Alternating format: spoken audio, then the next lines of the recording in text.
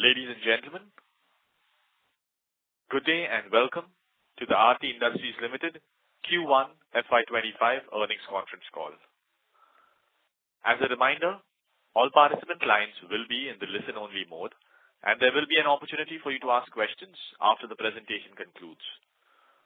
Should you need assistance during the call, please signal an operator by pressing star then 0 on your touchtone phone. Please note that this conference is being recorded. I now hand the conference over to Mr. Nishit Solanki from CDR India. Thank you, and over to you, sir. Thank you. Good afternoon, everyone, and thank you for joining us on Aarti Industries Q1 FY'25 earnings conference call. Today, we are joined by senior members of the management team, including Mr. Rajendra Gogri, Chairman and Managing Director, Mr. Rashesh Gogri, Vice Chairman and Managing Director, Mr. Suyog Kotecha, Executive Director and Chief Executive Officer, Mr. Chetan Gandhi, Chief Financial Officer. We will commence the call with opening thoughts from Mr. Rajendra Gogri, followed with highlights of the quarter being shared by Mr. Kotecha, post which we shall open the forum for Q&A, where the management will be addressing queries of the participants. Just to share a standard disclaimer, certain statements that may be made in today's conference call may be forward-looking in nature, and a disclaimer to this effect has been included in the results presentation, which has been shared with you earlier. I would now like to invite Mr. Gogri to share his perspectives. Thank you, and over to you, sir. Thank you. Good afternoon, everyone, and welcome to our earnings call. I hope you all would have gone through the quarterly update presentation, which was uploaded on exchanges earlier today. As you would have noted, we continue to deliver yet another quarter of sequential growth.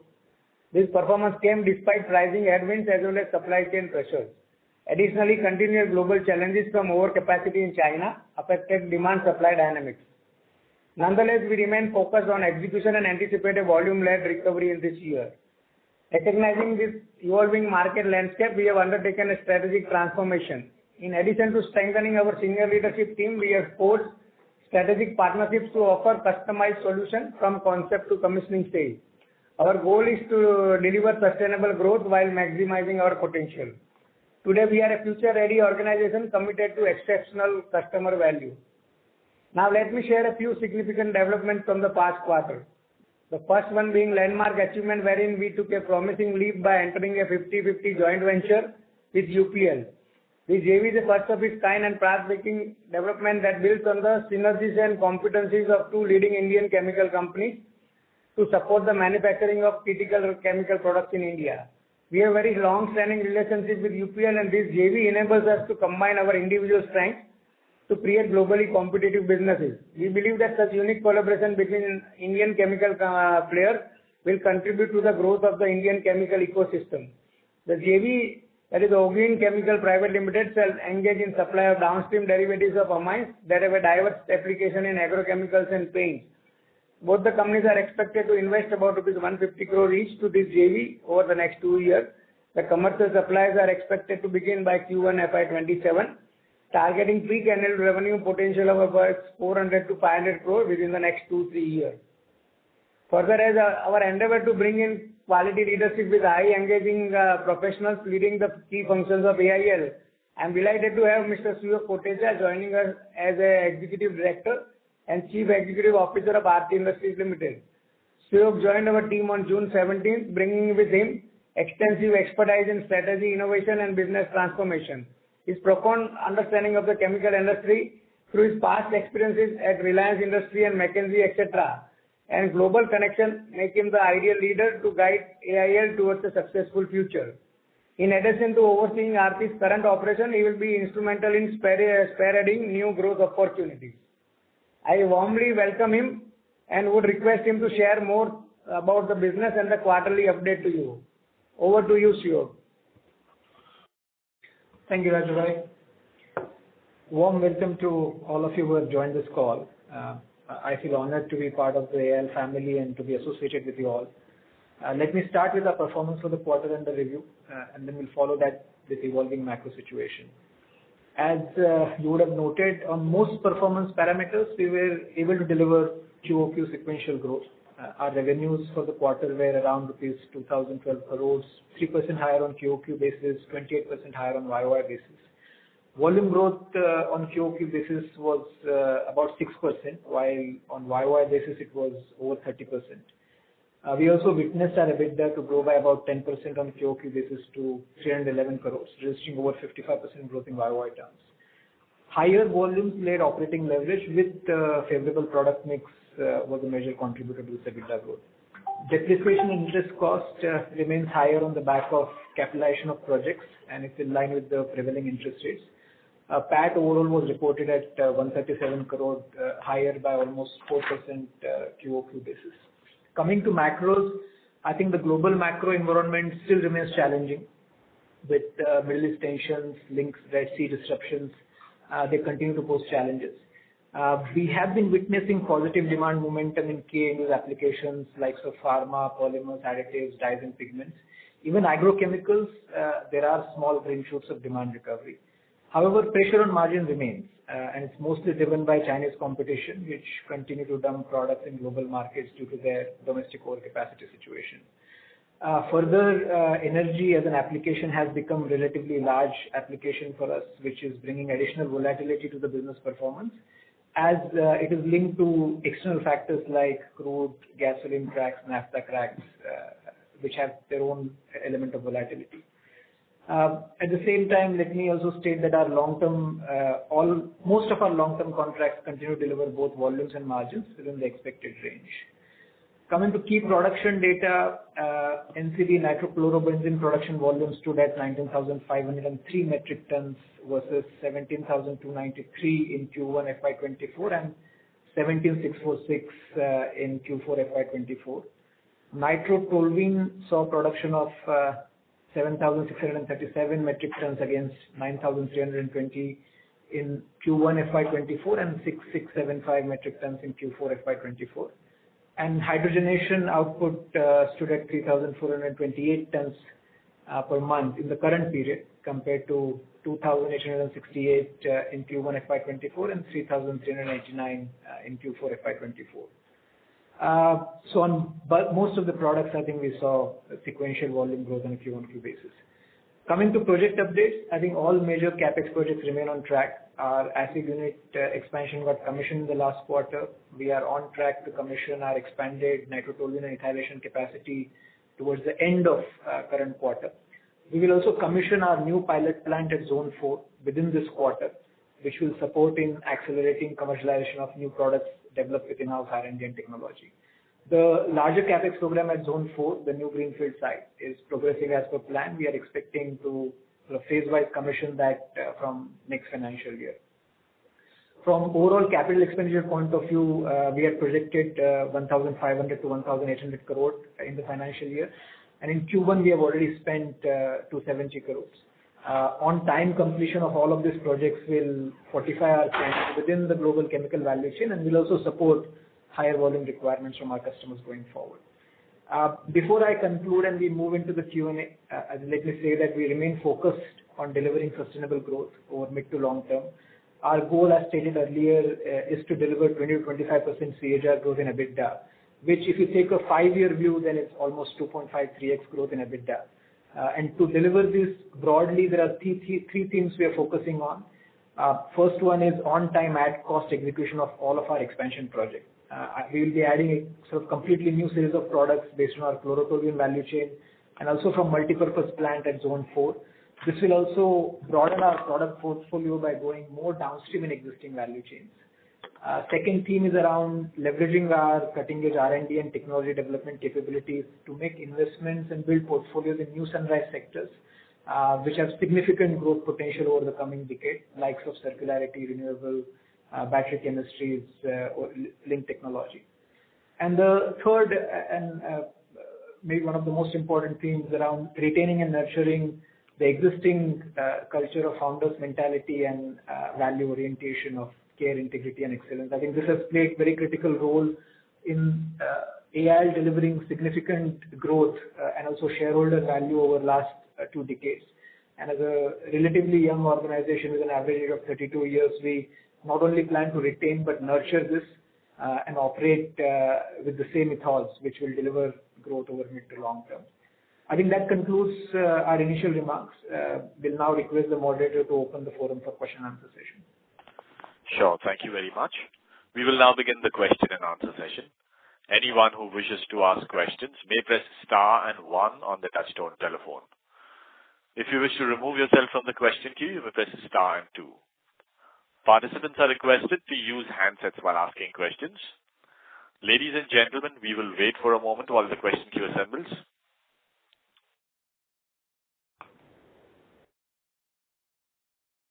The first question is from Vivek Rajamani from Morgan Stanley. Please go ahead.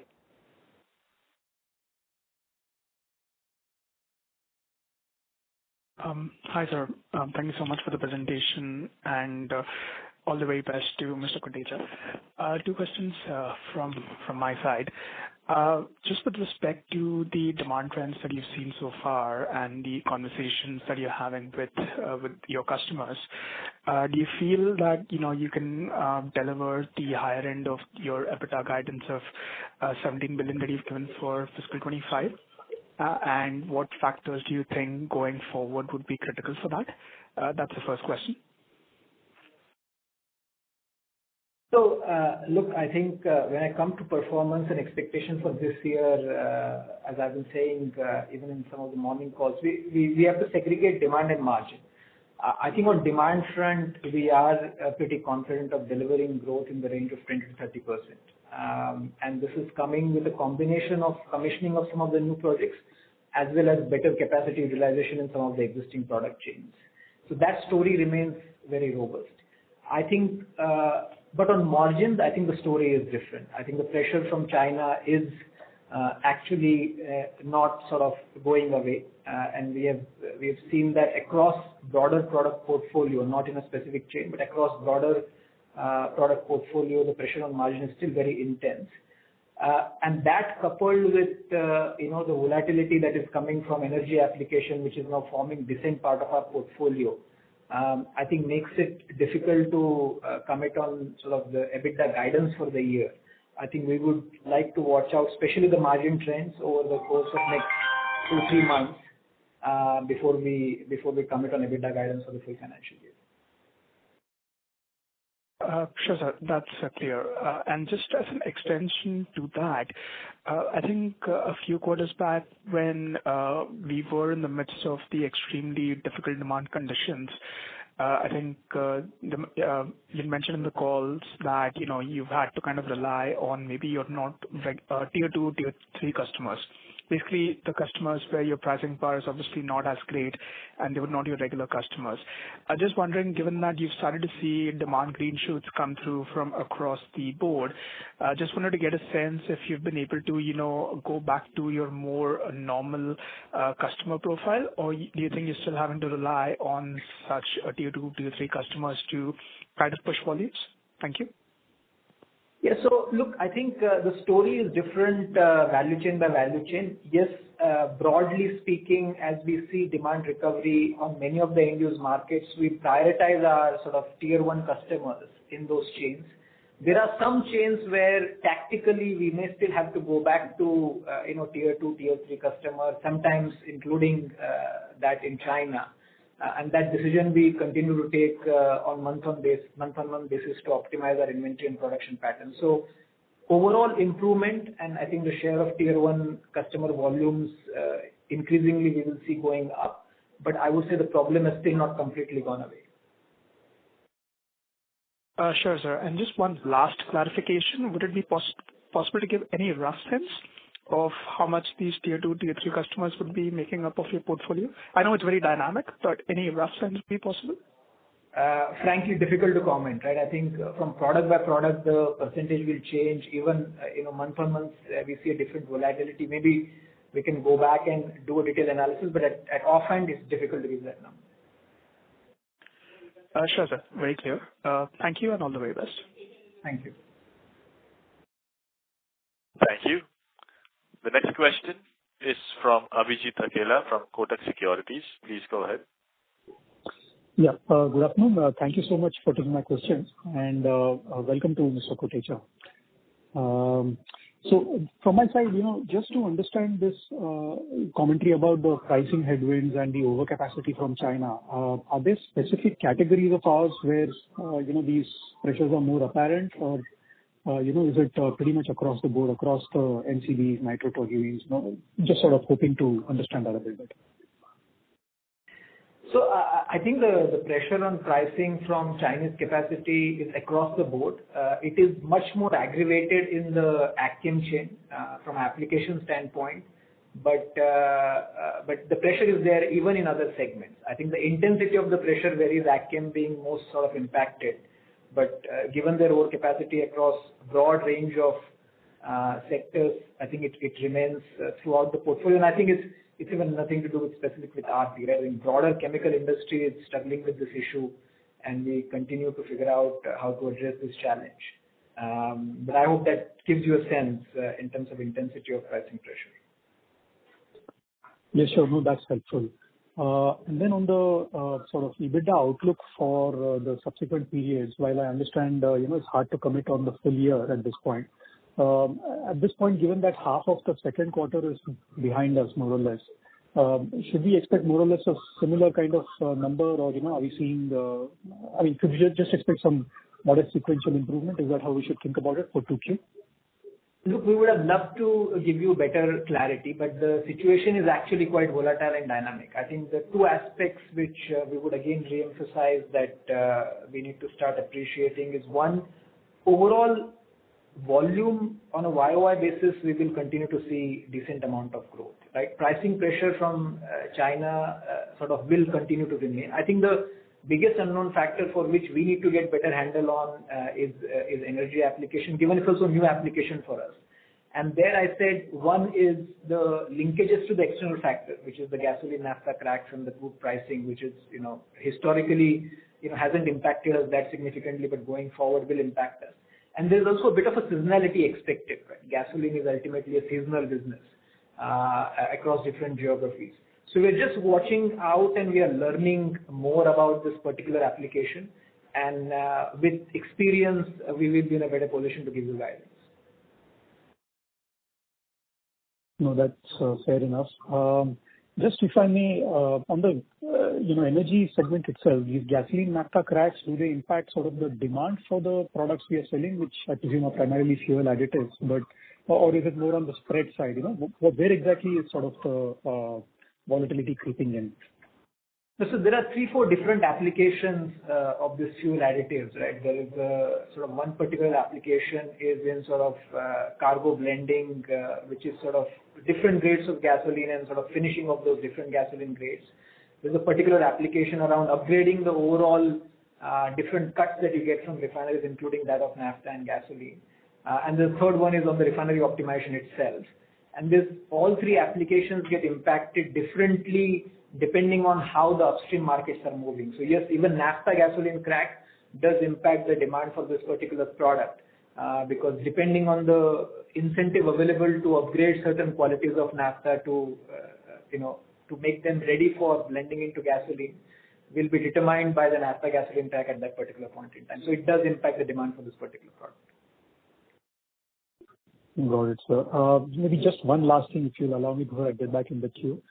Just in the context of the situation in Bangladesh, from your sort of, customer conversations, what's the situation like in the dyes industry, which is another important end-use application for us? So we don't have direct exposure to Bangladesh or any significant exposure to Bangladesh. So right now we are not seeing any risk from the particular events happening in Bangladesh. And I think the exposure is less than 1% of total business portfolio. So no major risk seen so far. But on the dyes industry overall, is the environment more uncertain at this point because of this, or not really? At this point in time, we haven't seen any indication from our customers, right? We'll continue to watch out for it and we are in conversation with our customer. I think the events have also happened very recently. But so far we haven't got any feedbacks from customer, but we continue to monitor it and see if there will be impact going forward. Got it. Thank you so much and wish you all the very best. Thank you. Thank you. The next question is from Nitesh Dhoot from Dolat Capital. Please go ahead. Hi, team. Good evening, and thank you for the opportunity. Welcome on board, Mr. Kotecha, and wish you all the best. Thank you. So my first question is, if you could just elaborate on the sequential decline in other expenses to around 281 crores from 319 crores, despite the increase in volumes that we've seen, especially on the export side. So in the previous quarters, Q4 that is, the reason for higher OpEx given out was the Red Sea related freight cost increase, and freight cost increase, freight costs have only increased further in Q1. So what explains the decline in OpEx? Yeah. So, hi, Mitesh, this is Chetan here. So some of the annual costs which were there in Q4 related to employee benefits and other stuff would not be there in Q1. So that is some component. And in some pockets, the rates have been lower. So if you would have looked at it, we've got a bit of increased share of business with Middle East Asia, where the incidence of freight on an average is a bit lower as compared to other parts of the world. So that is where you see some changes which is happening. Okay. All right.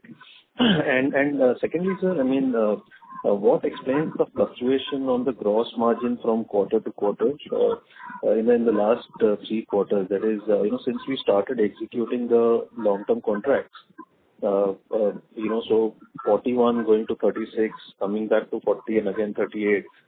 Prior to that, if I look at the entire FY'23 and first half of FY'24, the gross margins were largely stable in the 41-42% range. Yes, I think it's a combination of multiple factors. Right? If you look at it from a key raw material point of view, benzene, aniline being 2 of the largest raw material for us, there has been some volatility. We have seen prices going up for benzene and aniline on a QOQ basis, as well as on YOY basis. Even in terms of our final product mix and geography mix, as Chetan mentioned, there has been substantial churn.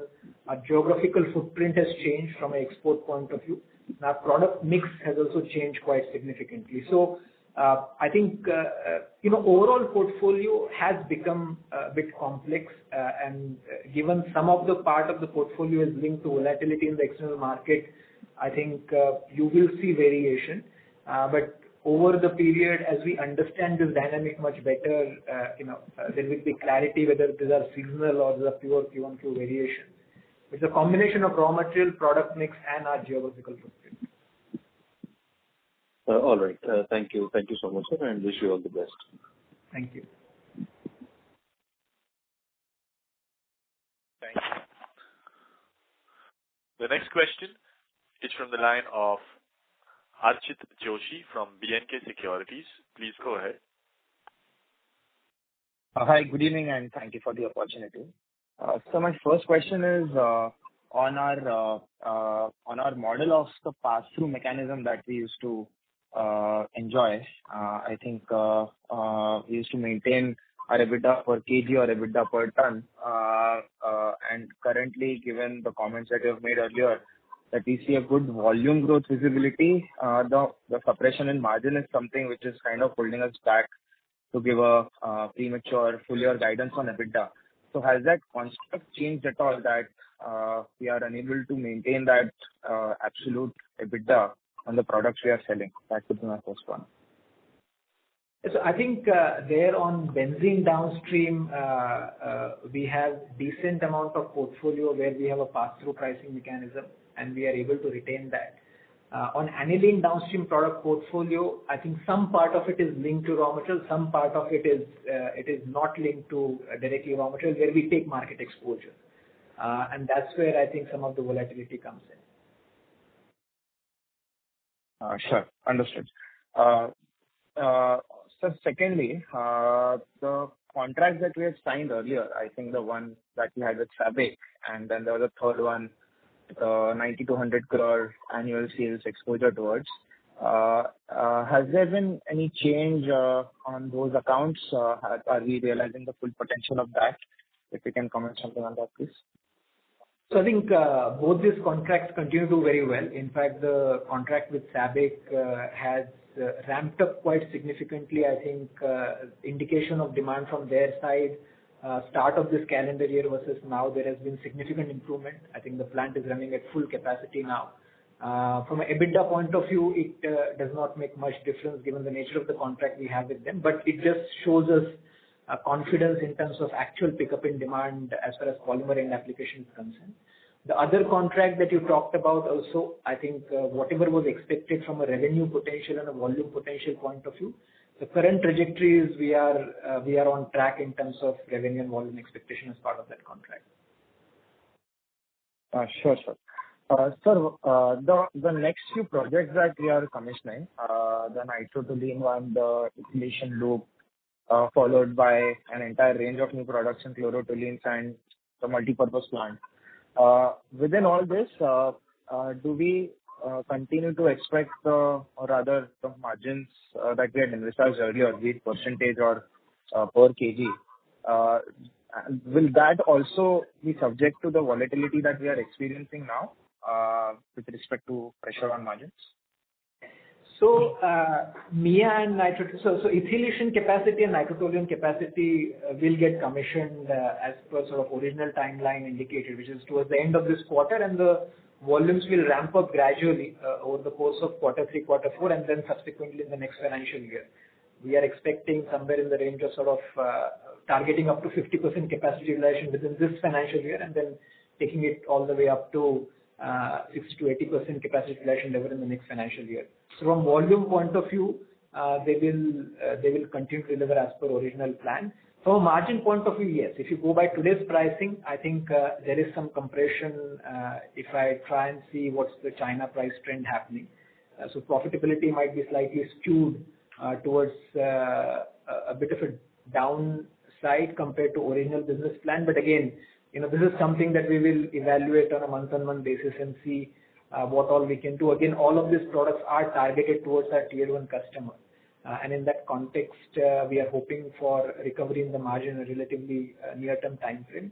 On chlorotoluene value chains, I would just say that we are sort of a bit further from actually realizing the potential of that capex. Today, we are in a sort of construction phase. That capacity is expected to get commissioned in a phase-wise manner only from a next financial year standpoint. So from a timing point of view, we remain on track. I think from volumes and margins point of view, it is still some time away to have a proper commentary on the same. Sure, sir. A very small last one, if I can squeeze in. While we are speaking of unable to maintain that per kg margin on the aniline derivative side, is that because, if I just connect the dots to what you commented earlier, we have done some sort of a B2B downtrading there, going from tier 1 customers to tier 2, tier 3. So is that exposure hurting the margins as of now? And as we ramp up to go back to the same kind of customers who were catering to earlier, the lumpiness that we are seeing in margins is expected to wither off. Would that be a fair assumption? Partly, but I would also say, look, it's a new business we are building, right? I think this application, particularly in the energy segment, was not part of our portfolio, in a significant way, let's say 2 years back. So it's a new business we are building, the new customers we are discovering. It's a sector where drivers of our profitability and drivers of our clients' profitability are different, right? We are linked to aniline, but our customers are linked to quote-unquote upstream refinery oil and gas market. So we are also figuring out how to structure these contracts and sort of these transactions. And we're going to go through that learning journey, and hopefully in a span of next couple of quarters, we land at an arrangement which is a win-win for both sides. But I would say it's more of a learning and a development journey for the new product that we are trying to scale up. Sure, sir. That's it from my side. Thank you and all the best. Thank you. Thank you. The next question is from Aditya Khetan from SMIFS Institutional Equities. Please go ahead. Yeah, thank you, sir, for the opportunity. Sir, my first question is, in this quarter, we had witnessed a good volume growth in NCB and into the nitrotoluene business. So this improvement in volume is largely because of the better availability of of nitric acid, or there is a structural improvement in demand? I think it's a combination of both, but I would rather give credit to better structural demand in the end market, because that's what we are seeing in our customer conversation. As I said, we see genuine volume uptake across end markets. Even AgChem, which was stressed for quite some time, we have started to see some green shoots. The volumes have started moving. While both elements are right, we would give more credit to actual genuine demand growth in the end use markets. Okay. And sir, the non-discretionary segment, so which was not performing, like agrochemicals and pharma, as you mentioned that you are starting to witness an uptake. So into the recovery cycle, so we are at the bottom, and how much improvement can we expect from here on?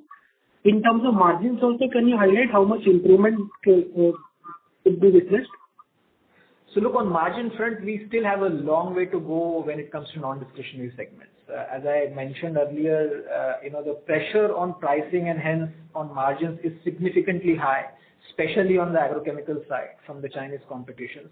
We are nowhere close to our cycle average margins. If you ask us at this point in time, we don't see within 1 or 2 quarters the margins going back to normal. We see this is a sort of long road ahead. We continue to watch out for it and build our strategies to optimize cost and figure out how within the existing product portfolio we can optimize margins better. But there is still significant scope for margin recovery. Whether it's visible immediately in the next quarter or next 2 quarters, we don't think so. We think it's going to be a long haul. Okay, sir, onto the aniline downstream, you mentioned there has been some moderation in spreads. So as a percentage of EBITDA, how much this segment will contribute? At this point in time, frankly, a bit difficult to comment. We have multiple products downstream of aniline, right? It's not one product. It's a complicated product portfolio with also lot of linkages as we go more and more downstream. So at this stage, difficult for me to give us exact percentage of EBITDA coming from aniline downstream derivatives. Okay. Sir, onto the CapEx part, sir, now we are close to completion of the nitrotoluene and the ethylation facilities. Sir, is it possible to share the breakup of the 1,500 crore CapEx which we would be incurring in FY'25? So I think I can give you at a higher level. I don't have exact project by project capex number at this stage, but out of 1,500 to 1,800, whatever we have spent in Q1 has practically gone into blocks which are getting commissioned, likes of ethylation, NT, and then a pilot plant in Zone 4. I think the remaining part of 1,200 odd crores, so slightly more than that, will bulkily go into Zone 4. That's the significant chunk of our capex now, which is going into chlorotoluene value chain. Exact project by project capex, at this point in time, not in a position to share, but broad split is that. Bulk of the capex in the remaining financial year will be spent on Zone 4 chlorotoluene project. Okay. So just one last question. So because of this moderation in spreads which we are witnessing in aniline, is this one of the reasons why we have dropped the EBITDA guidance? Like last quarter, we were maintaining this, so the guidance of 14.5 to 17 billion EBITDA. Any particular reason, sir, we have dropped this guidance? I think it's volatility that we are observing in the business. And I think, as I said, it's a new business application for us. So we are learning. And because of the volatility, we just think we need to get a better handle and better understanding of this market before committing on our guidance. Okay. Thank you. Thank you. Thank you. The next question is from Nitin Dharmawat from Aurum Capital. Please go ahead. Yeah, thank you for the opportunity. Am I audible? Yeah. Okay, sir. Regarding this UPL joint venture, so is there any overlap with our existing business with the joint venture revenue that we'll be having? Yeah, the products what will be manufactured from that joint venture, there is no overlap. It is not. Actually, our current anilines will be consumed in that joint venture. I understand. What is the debt level we'll be having now with the new CapEx that we are planning? The debt level will be roughly around 3,300 at this point of time. Okay. And it is likely to increase, right? Yeah, it is because we have substantial CapEx coming up in this year also. So it will increase in this year. So what is the peak debt level that we are targeting currently?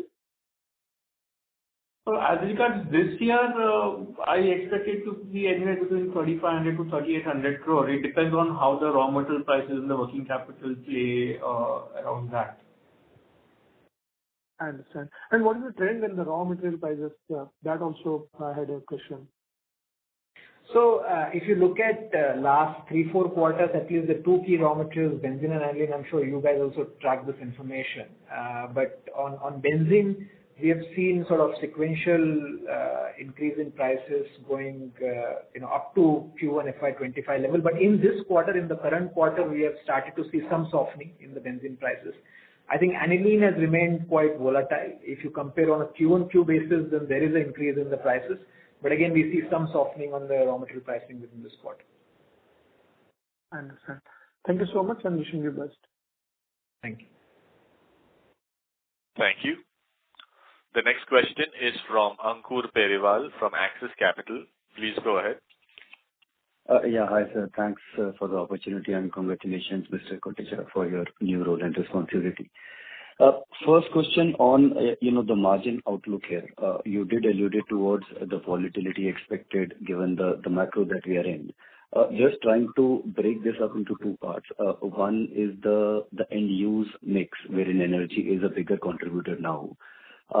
Going ahead, do you expect energy to be as high a contributor, or probably given maybe dye segments, agro, other segments pick up, this segment's share will come down a bit? So I think let me answer that question in two parts. In the near term, I think energy will remain a significant part of our application mix. But even within that, you will see volatility, right? As I said, given the nature of the business and also some aspect of seasonality involved in that market, I think you will see this number going up and down for the next few quarters. But it will remain, one of the largest, if not the largest end application for us, at least for next few quarters. Over a longer term, we expect as the remaining part of the product portfolio sort of comes back, especially from a margin standpoint, and as we are seeing demand recovery, broader demand recovery across end segments, including the non-discretionary segments of agrochemicals and pharma. This share on an average sort of might get a bit moderated. The energy segment share might get a bit moderated, but that is sort of 1-2 year down the line kind of story. Sure. So the volatility probably can continue for, let's say, 1-2 years, let's say 25 and 26. And beyond that, maybe things will pick up. Sure. So just moving to the next one. So on the CapEx guidance that we had, this 15 to 18 billion CapEx is for FY'25 only, or is it an annual run rate that we should presume now? No, I think it's only for this FY'25. And in fact, I think from an annual CapEx point of view, we will peak in this financial year. I think our CapEx for next financial year is expected to be significantly lower compared to current levels. Sure, that's helpful. And lastly, on the volumetric growth that you mentioned, around 20-25% for this quarter, this number I presume is year on year. Am I right on that? Yes. On a quarter-on-quarter, it's a 6% volume growth. On a year-on-year basis, it's in high two digits, as we mentioned. Sure. So from a demand uptake perspective, if I look at absolute revenue, domestic is still weak. Or is it just because of the realization that the reported numbers look weak and maybe this 20-25% growth is across both domestic and exports? I think, again, it's a combination of a product mix. I think energy application, which has now become significant part, their larger share comes from export. And that's why you will see compared to last year average, where I think our overall share of export was, I think, roughly 52% has gone up to 60% now in the Q1 FY'25. And as I said, this will keep varying depending on our sort of application mix and product mix. Sure. Great. And just lastly, given that, the China-led capacity expansion and lower realizations are here to stay probably for a while, what is your thought on the overall ROC profile for the CapEx that we are putting in? Any change in thought there, versus, the numbers that we were thinking of earlier, or broadly we are in that same range, and what will that be? No, look, I think it's our endeavor to improve our ROC performance, and we remained very focused on that. All of our CapEx decisions, it becomes one of the important factors as we consider, putting together sort of new projects for expansion point of view. I think large chunk of CapEx expansion that has happened over the last 3-4 years had also gone into, upgradation of existing assets, improving reliability, and not necessarily purely growth-oriented CapEx, versus the CapEx that you see towards the end of last year, current year, and the next year going forward, so predominantly growth-led CapEx programs, right? So with all of that, we expect improvement in our ROC performance. And as I said, we will peak in terms of CapEx in the current financial year. Next year onwards, our CapEx numbers will go down significantly, and that's where we should also start seeing a decent uptick on our ROC numbers. Great, sir. Thanks a lot for the clarification, and all the best. Thank you. Thank you. Thank you. The next question is from Surya Patra from Phillip Capital. Please go ahead. Yeah, thanks for this opportunity, sir. First question is about the numbers that the production numbers for NCB, I guess it, and if you can also share the PDA number. Surya, could you just repeat your question because your voice is not coming out clearly? Okay, second. Yeah. Is it fine, sir? Yeah. Yeah. So I was saying, can you repeat the NCB number and also share the PDA production number for the quarter? So NCB number for the Q1 FY'25 was 19,503 tons against last year same quarter number of 17,293 tons. And the PDA number is roughly around 206 tons per month for the current quarter against, last year same quarter this number was 135 tons per month. My first question about the trends in the performance is that, excluding MMA, what is the kind of volume growth that you would have seen for this quarter, sir? So if you're talking about Q volume growth, then actually the volume growth is quite consistent even in non-MMA portfolio. It still remains in the range of 5 to 6%. So volume growth has actually been broader across the portfolio, not specifically linked to one particular product. Okay. Even on a YY basis, the base business excluding the MMA would have seen the similar 30% kind of growth. Is that fair to?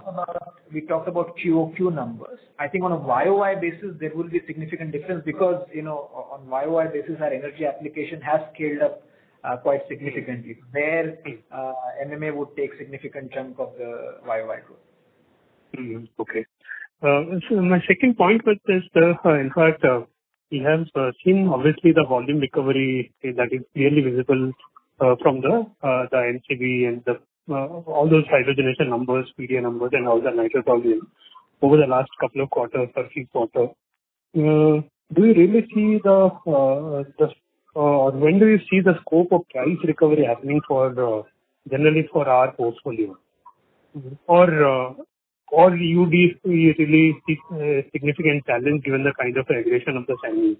Because long back, if I remember, we because of our cost leadership and all that in our product basket, or because of the end-to-end integration model that we have been having, we still been a kind of exporter of a product to the China, despite the kind of pricing situation there and the competition and all that.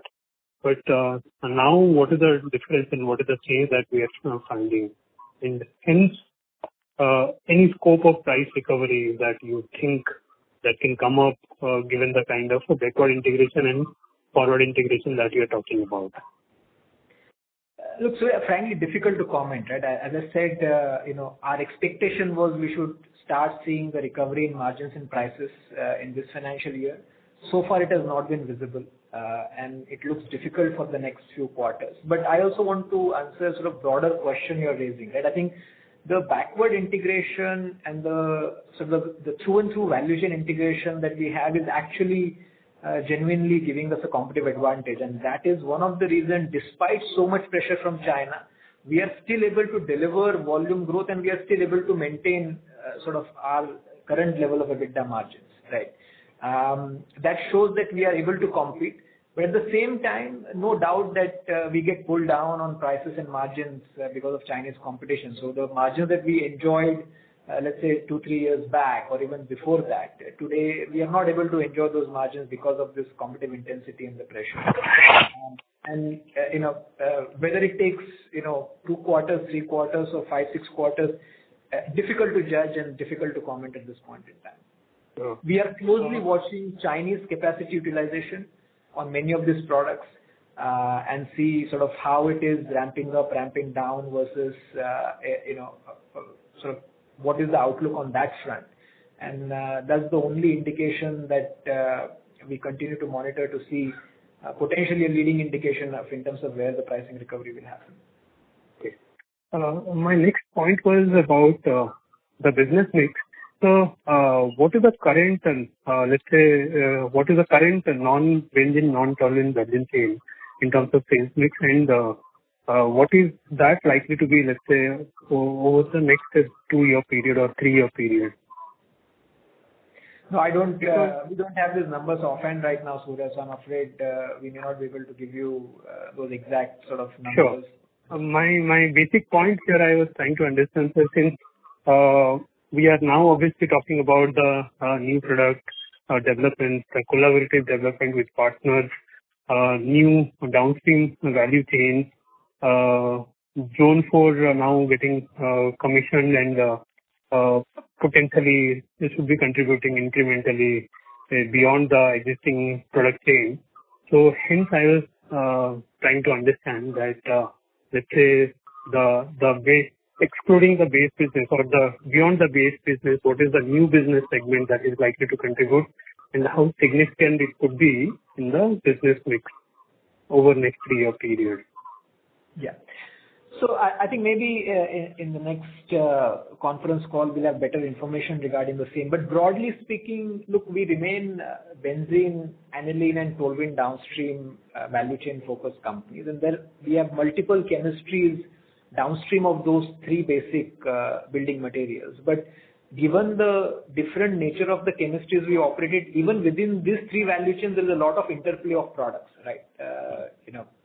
So sometimes it becomes difficult to segregate impact of one particular value chain over the other. And as we are getting into some of these partnerships that we are doing with global majors or some specific capacity expansions that we are doing for a few specialty chemicals, I think the share of these value chains will decrease as you had indicated, but still today these 3 value chains, and maybe not that much toluene today, but today is dominated by benzene and aniline downstream. Once our Zone 4 commissions, I think toluene downstream will also become a significant part of the business. Okay. Just last one small pointer. In fact, do you find any challenge to your or the challenge to the ramp up of this new project, ethylation one and nitrotoluene one, given the market situation or demand situation? Because my understanding was that for ethylation project there is already been kind of a contract available for offtake and all. So hence I'm asking that, okay, do you find any challenge to the ramp up or scale up of these 2 units, which is going to be commissioning soon? So look, it's the same story as the broader business. I think from a volume point of view, we will still meet our targets. I think our target of reaching 40-50% capacity utilization within this financial year itself, I think we feel confident that we'll be able to achieve that. We may not achieve our targeted margin in terms of rupees per kg that we are targeted for this particular product, and it will take some time to reach that level. But our focus remains on full utilization of that capacity as soon as possible. We do have contract with 2 large customers, and then we continue to engage the other customers for this product to ensure that we start getting good market share from at least all the major tier 1 customers. Sure, sir. Thank you. Wish you all the best for the near future. Thank you. Thank you. The next question is from Siddharth Gadekar from Equirus. Please go ahead. Hi, sir. I just wanted to a clarity on your previous comments where you mentioned that the energy part of the revenue is very dynamic in nature. So our understanding was that the long-term contract that we signed in December was mainly pertaining to the energy contract. So how should we look at that volumes and the ramp-up in that contract? So look, there's just one contract in that end application. It doesn't mean that we are relying only on one customer for that particular application. I think we are developing a broader footprint of customers for application in the energy segment, and that's where you see variability. So one customer, as per contract, might be going a bit smoothly and maintaining their commitment in terms of volumes. But given we are trying to develop a wider basket of customers, that's where we see volatility. Okay, so broadly, the contracts that we announced in December and Jan, they should be on track to deliver the announcements that we had made, right? Like 1,500 crores for the December contract? Yes. Okay, thanks. Thank you. Next question is from Rohit Nagraj from Centrum Broking. Please go ahead. Yeah, thanks for the opportunity and congrats on your new role, Kotecha sir. The first question is, how much of our product basket has a direct competition from China? Well, I would say anywhere in the range of 70 to 80% is where we would expect that all of these products will also have competition from China. And just an allied question, given that there have been new capacities which have come up in China, so structurally the EBITDA per kg which was there pre-COVID and now has come down, and I mean, what is your understanding of the same, given that the demand supply side is now more tilted to supply, so probably the EBITDA per kg or EBITDA per ton will slightly moderate than the previous period? Your thoughts on this? Thank you.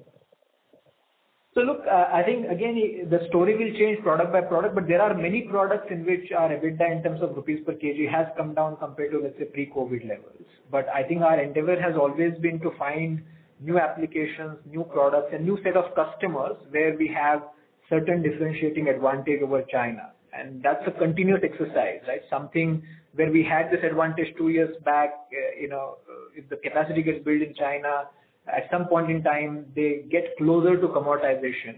So that situation also evolves every 2 years. So we have to be continuously on the front foot in terms of building differentiated offerings for our customer where we enjoy that premium at least for certain point in time before it gets copied. On a broader level, yes, EBITDA at a rupees per kg level for many of the products is not equivalent to where it was 3-4 years back. And that's also reflected in our EBITDA margin percentages.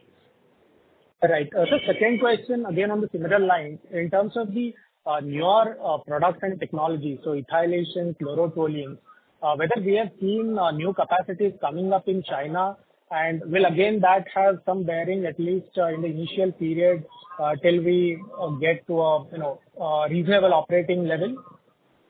No, not at this stage. We haven't seen any new capacity coming in China in the sort of recent times.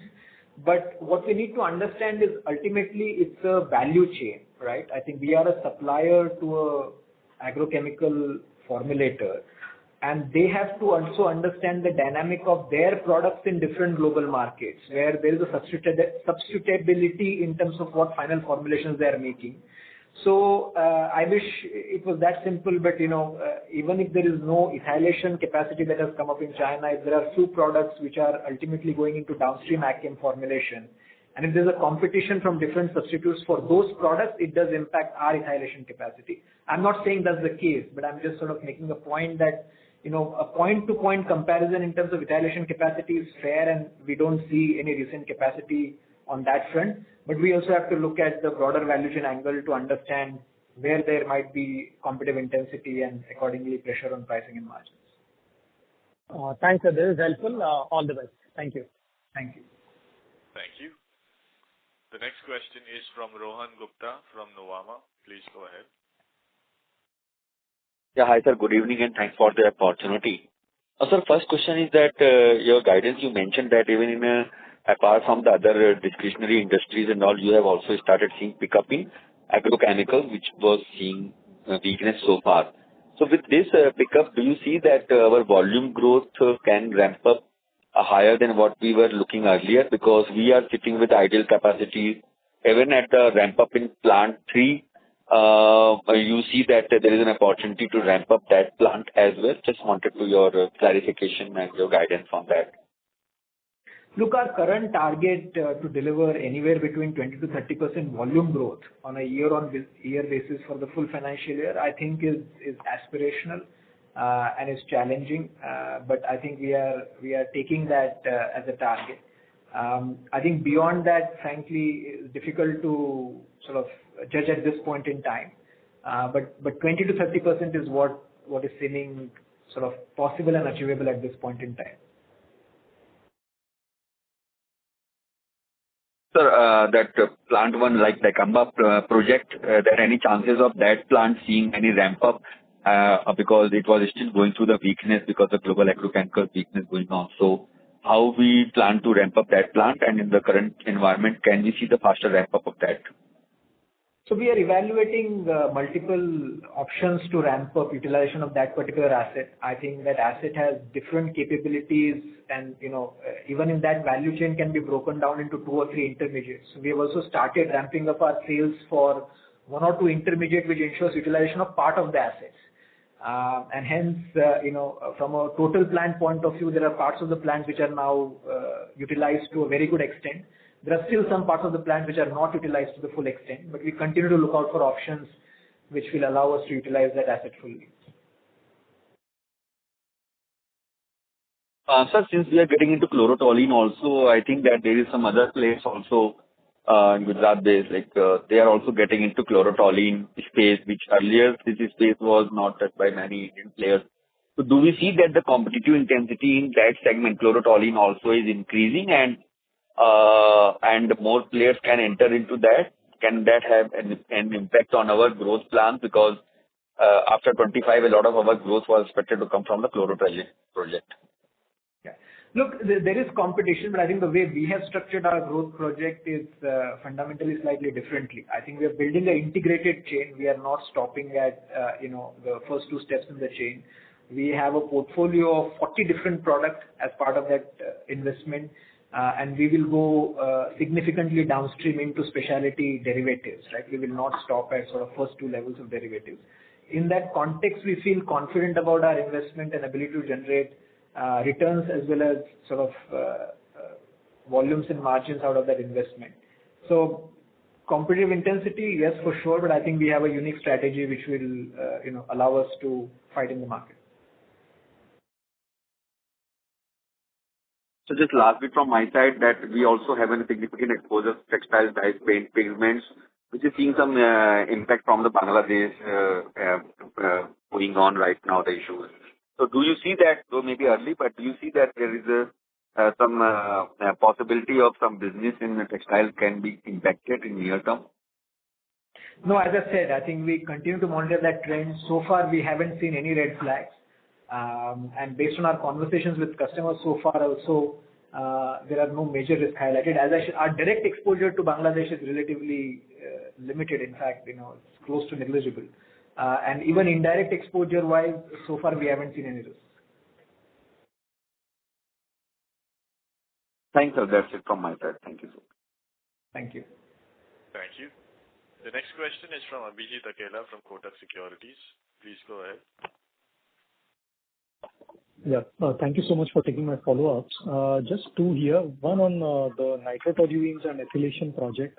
If you could please just help us with the final, capex numbers, the capacity and the revenue potential from the project. So the capacities which we are targeting on nitrotoluene, currently the capacity is around 30,000 tons, and we are looking to ramp it up to around 45,000 tons. And for ethylation, we have a capacity of around 8,000 to 10,000 tons, and it is expected to go up to around go by around 3x, maybe around 25,000 tons, roughly around that magnitude. Okay. So 50% expansion in nitrotoluenes and about 3x in ethylation. In ethylation capacity. Got it. And what would the capex on this have been, Chetan bhai? It would be in the magnitude of around 400 to 500 crores. Okay. And full utilization, you think would take like 2-3 years, or could it be? Yeah. As I said, this year the target is to ramp them up to 50% capacity utilization, and next year we will take it up to 70-80%, which is a good level of utilization for this kind of asset. Sure. Understand. Thank you so much. And just the other one was on the energy, derivatives, the products business over there. Just wondering from a really long-term perspective, if we think about, say, the next decade or so, in the context of this global move towards electrification of vehicles, vehicle fleets across the globe, sort of how do you see the long-term demand outlook for, the fuel additives business in that context? I think we are actually very optimistic on that front. I think I understand you're hinting towards sort of overall trend towards EV versus sort of ICE engine. But I think we think from an absolute volume point of view, still ICE engine rate capacity remains in the market. This fuel additive is actually much more sustainable compared to other options available today in the market, right? There's in general trend to replace metal-based fuel additives with more greener, more sustainable fuel additives, and this product fits into that bucket. So we remain pretty confident and optimistic about demand growth potential for this particular product. Okay, Mohit. Thank you so much and all the best. Thank you. Thank you very much. That was the last question. I would now like to hand the conference back to the management team for closing comments. Thank you everyone for taking out time to join us on our Q1 FY'25 earnings conference call. As we embark on our 40th year in specialty chemicals, Aarti Industries is stronger than ever with renewed vigor on excellence, innovation, passion and determination. As a global partner of choice, we will continue to serve and expand our robust client base while ensuring sustained value creation for our shareholders by optimizing our assets and venturing into newer business opportunities. Hope we have addressed all your queries. If you have any further questions, please feel free to contact our investor relations team and we will address them. We look forward to connecting with you again in the next quarter. Thank you once again. Thank you very much. On behalf of Aarti Industries Limited, that concludes the conference. Thank you for joining us, ladies and gentlemen. You may now disconnect your lines.